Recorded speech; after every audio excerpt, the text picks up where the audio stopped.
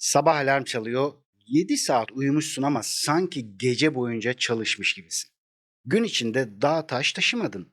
Buna rağmen akşam olduğunda basit bir mesaja cevap vermek bile sana ağır geliyor. Belki de sorun yalnızca ne kadar uyuduğun değil, zihninin hiç vardiyadan çıkmaması. Çünkü bazı yükler kaslarını değil, dikkatini, duygularını ve kararlarını çalıştırır.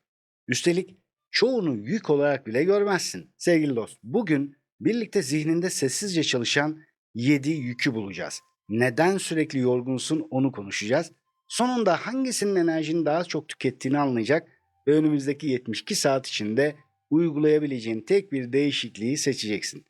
Çünkü bazen seni en çok yaptığın şey değil, zihninde kapatamadığın şeyler yorar. Başlamadan önemli bir ayrım yapalım. Uykulu olmak gözlerinin kapanması ve uyuma ihtiyacıdır. Bedensel yorgunluk bedeninde hissettiğin güç kaybıdır. Zihinsel yorgunluk düşünmenin, odaklanmanın ve karar vermenin giderek daha fazla çaba istemesidir. Duygusal tükenmişlik ise yalnızca yorulmuş değil, içten içe boşalmış gibi hissettiğin noktadır. Bunlar birbirine karışabilir ve birbirini besleyebilir. Bugün bütün yorgunlukların nedenini açıklamayacağım elbette. Bedenin dinlenirken bile zihninin neden çalışmaya devam edebildiğine bakın. Tabi burada bir sınırı da net bir şekilde koymakta fayda var. Uzun süren giderek artan günlük hayatını etkileyen veya başka belirtilerle birlikte görülen yorgunluğu yalnızca strese ve benzerine bağlayamayız. Uyku bozuklukları, kansızlık, tiroid sorunları, bazı ilaçlar, depresyon ve farklı sağlık durumları da yorgunluğa yol açabilir. Böyle bir durumda bir sağlık uzmanına başvurmak elbette ki önemlidir. Şimdi biz işin zihinsel tarafına bakalım. Bir ev düşün mesela. Görünürde hiçbir büyük cihaz çalışmıyor. Ama elektrik sayacı dönmeye devam ediyor. Televizyon bekleme modunda, şarj aleti prizde, farklı odalarda ışıklar açık. Tek tek bakınca küçükler ama bir araya gelince faturayı onlar büyütüyor. Sevgili dost, zihinsel enerjinde de bazen sorun tek bir büyük kriz değildir. Bekleme modunda çalışan küçük sistemlerdir. Hadi gel bunu 7 bölümde konuşalım. Birinci bölüm açık dosyalar. Mesela birine dönmen gerekiyor, yarım kalmış bir başvuru var. Masanın üzerindeki evrakı 2 gündür de görüyorsun. Bunu unutmamam lazım dediğin anda zihnin onu görev listesinden çıkarmıyor. Yalnızca arka plana taşıyor. Sen başka bir iş yaparken o iş kendisini yeniden hatırlatıyor. Duşta, trafikte, başka bir metni okurken mesela. Çünkü tamamlanmamış ve senin için önemli olan hedefler zihinsel olarak erişilebilir kalır. Araştırmalar bitmemiş hedeflerin başka bir işle uğraşırken düşüncelerimize sızabildiğini, somut bir plan yapmanın ise bu müdahaleyi azaltabildiğini gösteriyor. Buradaki kritik nokta şu: bir işi bitirmekle onu güvenilir bir sisteme teslim etmek aynı şey değil. Her işi bugün bitiremezsin, kabul etmek lazım. Fakat bunu ne zaman ve nasıl ele alacağım sorusunu cevaplayabilirsin. Şu an zihninde sana kendisini tekrar tekrar hatırlatan 3 tane açık dosya düşün. Her birinin yanına yalnızca bir sonraki fiziksel adımı ve zamanını yaz lütfen. Ancak şöyle değil, projeye başla. Bu şekilde değil. Yarın saat 14'te dosyayı aç ve ilk başlığı yaz gibi. Zihnin belirsiz niyeti taşır, takvime bağlanan net adımı ise bir sisteme bırakabilir. 2. Dikkat kırıntıları. Bir rapor yazarken mesaj geliyor. Mesaja bakarken bir bağlantı görüyorsun. Bağlantıdan videoya, videodan yorumlara geçiyorsun. Yeniden rapora döndüğünde nerede kaldığını anlamak için ekstra çaba harcıyorsun. Biz buna çoğu zaman aynı anda çok iş yapıyorum diyoruz. Gerçekte ise zihnin çoğu durumda işleri eş zamanlı yürütmüyor, yürütemiyor. Aralarında hızla geçiş yapıyor. Üstelik her geçiş temiz olmuyor. Önceki işin bir parçası yine yeni işe taşınabiliyor. Araştırmalarda buna dikkat kalıntısı deniyor. Kaliforniya Üniversitesi'nde Gloria Mark ve çalışma arkadaşlarının deneyinde insanlar kesintiye uğradıklarında işi daha hızlı tamamlayabildiler. Fakat bunu daha fazla stres, baskı, hayal kırıklığı ve zihinsel çaba hissederek yaptılar. Yani günün sonunda seni yoran yalnızca yaptığın işlerin sayısı değil, işler arasındaki geçişlerin sayısı da olabilir. Son bir saat içinde kaç kez ekran, uygulama veya görev değiştirdiğini bir düşün lütfen. Bu geçişlerin kaçını gerçekten sen seçtin? Çözüm, telefonu hayatından çıkarmak değil, kesintileri kümelendirmek. 25 veya 40 dakikalık bir çalışma bloğunda yalnızca tek bir iş açık kalsın. Bildirimleri kapat, aklına başka bir iş gelirse ona geçme, bir kağıda yaz ve devam et.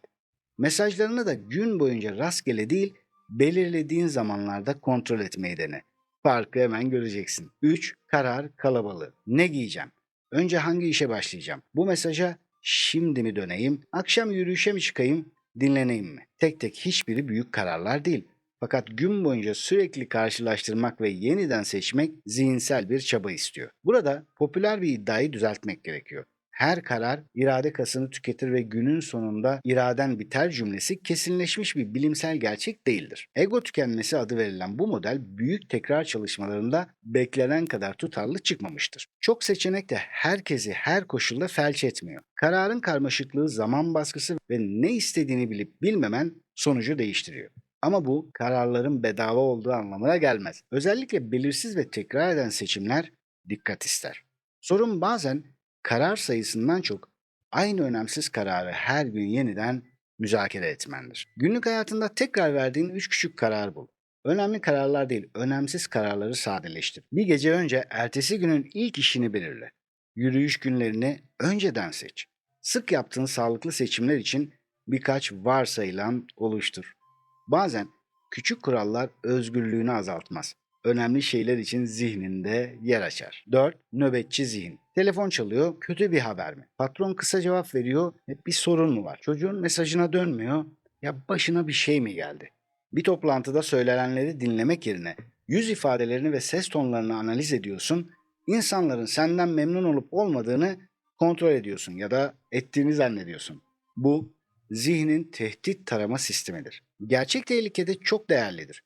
Fakat belirsizliğin olduğu her yerde alarm üretmeye başladığında dikkatinin bir bölümü sürekli çevreyi kontrol eder. Kaygıyla ilgili araştırmalar tehdit işaretlerinin dikkati daha kolay yakalayabildiğini gösteriyor. Bu tek başına bir tanı anlamına gelmez. Fakat sürekli ihtimal taramak zihninin dinlenmesini zorlaştırabilir. Bir güvenlik görevlisinin 8 saat boyunca boş bir ekranı izlediğini düşün. Hiç olay çıkmaması onun çalışmadığı anlamına gelmez. Görevi olay çıkıp çıkmadığını sürekli kontrol etmektir. Nöbetçi zihnin de bazen tehlike olduğu için değil, tehlike ihtimalini bırakamadığı için yorulur. Böyle anlarda kendine şu 3 soruyu sor. Şu an bildiğim gerçek ne? Zihnimin eklediği senaryo ne? Şu an atabileceğim faydalı bir adım var mı? Eğer eylem varsa yap. Eylem yoksa ayaklarının zemine temasını fark et. Omuzlarını gevşet ve çevrende gördüğün 3 nesneyi isimlendir. Bu bütün kaygını çözmek için değil, zihnine şu anda senaryoda değil, bulunduğum yerdeyim demek için küçük bir frendir ama çok işe yarar. 5. Duygusal mesai. Canın yanmıştır ama iyiyim dersin. Öfkelisindir ama gülmeye devam edersin. Kaygılısındır ama herkes seni güçlü bildiği için belli etmezsin. Duygunu yönetmek başka şeydir. Hiçbir şey hissetmiyormuş gibi davranmak başka bir şeydir. Bazen ortam gereği kendini tutman gerekir. Bu normaldir. Sorun bunun sürekli bir role dönüşmesidir. Hissettiğinle göstermek zorunda kaldığın duygu birbirinden farklı olduğunda dışarıda sürekli başka bir yüz taşırsın. Araştırmalar özellikle bu kalıbın devamlı olduğu işlerde bunun duygusal tükenmişlikle ilişkili olabildiğini gösteriyor. Duyguyu bastırmak her koşulda zararlı değildir. Bağlam ve amaç önemlidir. Fakat sürekli maske taşımak da ücretsiz değildir. Bir topu suyun altında tuttuğunu düşün. Top yok olmaz. Onu aşağıda tutmak için kuvvet uygulamaya devam edersin. Sevgili dost, bugün hangi duyguyu yaşamaktan çok saklamak için enerji harcadın? Çözüm her duyguyu herkese anlatmak değil. Önce kendine dürüst bir cümle kur. Şu anda kırgınım, şu anda kaygılıyım, bu konuşmada kendimi değersiz hissettim gibi. Duyguna isim vermek bazı durumlarda yaşadığın sıkıntının şiddetini azaltmana yardımcı olabilir. Hemen ardından da şunu sorabilirsin. Bu duygunun benden istediği sağlıklı ihtiyaç ne? Belki dinlenmek, belki konuşmak, belki sınır koymak, belki de profesyonel destek almak. 6. Başkalarının ajandası. Takvimin doludur ama içindeki işlerin yarısını sen seçmemişsindir. Birisi yardım ister, hayır diyemezsin. Gitmek istemediğin bir daveti ayıp olmasın diye kabul edersin. Kendi işini bitirmeden başkasının acilini üstlenirsin. Gece olduğunda herkese yetişmiş ama kendine geç kalmış hissedersin. İnsanlara destek olmak güzel bir değerdir. Sorun yardım etmek değil, her talebi kendi sorumluluğun gibi kabul etmek. Çünkü söylediğin her evet yalnızca takvimine Yeni bir iş eklemez. Mevcut hedeflerinle yeni bir çatışmayı da oluşturur. Son 7 güne dön lütfen. Gönülden verdiğin evetler hangileri? Korkudan verdiğin evetler hangileri? Bu kalıbı kesmek için şu cümleyi de kullanabilirsin. Takvimime bakıp sana döneyim. Bu cümle ne kabadır ne de bencil. Otomatik evet ile bilinçli karar arasında küçük bir alan koyar. Ardından 3 şeyi kontrol et. Bu gerçekten benim sorumluluğum mu? Buna ayıracak zaman ve enerjim var mı? Evet dersem hangi önceliğime hayır demiş olacağım. Göreceksin çok ama çok işe yarayacak. 7. İç mahkeme. Bir konuşma bitmiştir ama sen hala savunma hazırlıyorsundur. Neden öyle söyledim? Beni yanlış mı anladı? Keşke şunu deseydim. Ya da geleceğe dönersin. Ya başarısız olursam. Ya yine aynı hatayı yaparsın. Düşünmek ile aynı düşünceyi döndürmek aynı şey değildir. Sağlıklı düşünme yeni bilgi, karar veya eylem üretir. Zihinsel geviş getirme ise aynı malzemeyi tekrar tekrar çiğner ama çoğu zaman yeni bir sonuç üretmez. Geçmişe dönük ruminasyon ve geleceğe dönük endişe bedensel stres tepkisinin olay bittikten sonra da uzamasına eşlik edebilir. Buradaki amaç düşüncelerini zorla susturmak değil, bir kağıda 2 tane sütun aç mesela. Birinci sütuna çözüm üreten düşünce yaz. İkinci sütuna kendini tekrar eden düşünce yaz. Bir düşünce çözüm üretiyorsa bir sonraki adımı belirle. Yalnızca kendini tekrar ediyorsa şu güzel cümleyi kullan. Bu bir problem çözme anı değil, bir tekrar döngüsü. Ardından dikkatini küçük ve somut bir işe taşı. Amaç düşünceden kaçmak değil, ona sonsuz mahkeme süresi vermemek. Şimdi bu 7 yükün ortak noktasına bakalım. Açık dosyalar senden hatırlamanı ister. Dikkat kırıntıları yeniden odaklanmanı ister. Karar kalabalığı tekrar tekrar seçmeni ister. Nöbetçi zihin tehlikeyi taramanı ister. Duygusal mesai hissettiğini saklamanı ister. Başkalarının ajandası herkese yetişmeni ister. İç mahkeme geçmişi ve geleceği tekrar tekrar yargılamanı ister. Hiçbiri dışarıdan bakınca ağır bir iş gibi görünmeyebilir.